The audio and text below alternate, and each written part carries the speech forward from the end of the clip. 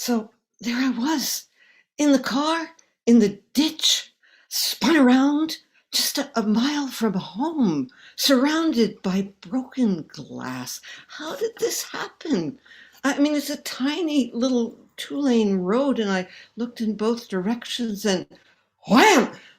And somehow I had the presence of mind to reach out and turn off the ignition and the new age music, and then I could hear them, the sirens, the police cars, the ambulances, three of them. One for me, I wasn't hurt. One for the guy on the motorcycle who collided with, or I collided with him, and his passenger.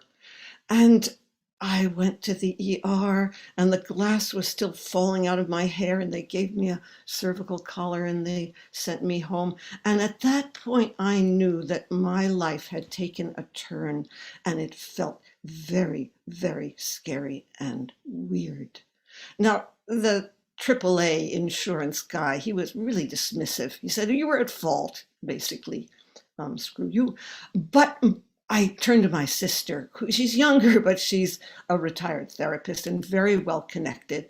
And she said, you should try mediation, and connected me up with this guy. I mean, he was small and soft spoken. That's a good thing. He wore tasseled loafers, which didn't fit my style.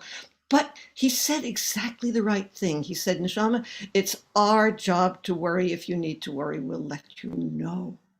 And thus started a year and a half of, you could say, held breath, but you can't hold your breath for a year and a half. So it was also kind of like American Zen. I was living in the moment because I didn't know this guy could take everything.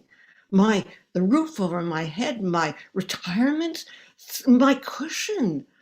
And so it ground on with various meetings. I learned at a deposition, you don't offer any more information other than yes or no, and you know how much I like to talk. But in any case, mediation finally arrived in San Francisco in a very weird building, like that kind of a prison with ecclesiastical notes, cinder blocks with colored glass bricks inside them.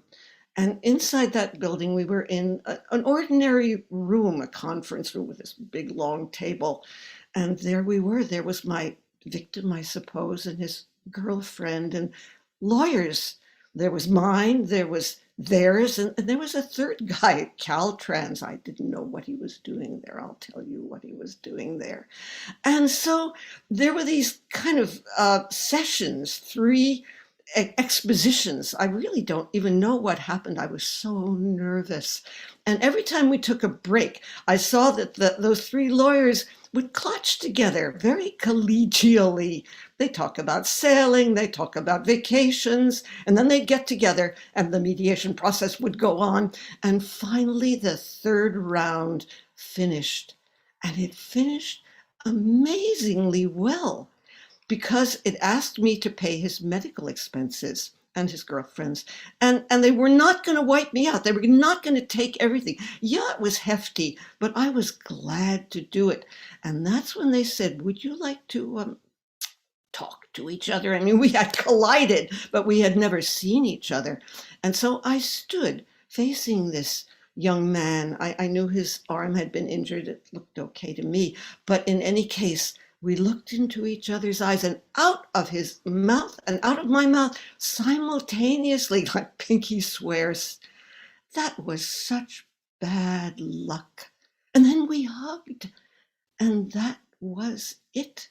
And it was over, and I could let out my breath. But there's a coda you should know about.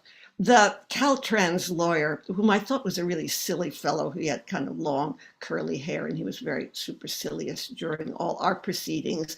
Turned out that Caltrans had a sign had knocked down decades ago that showed the intersection, and they never bothered to put it up again, so they sued Caltrans deep pocket.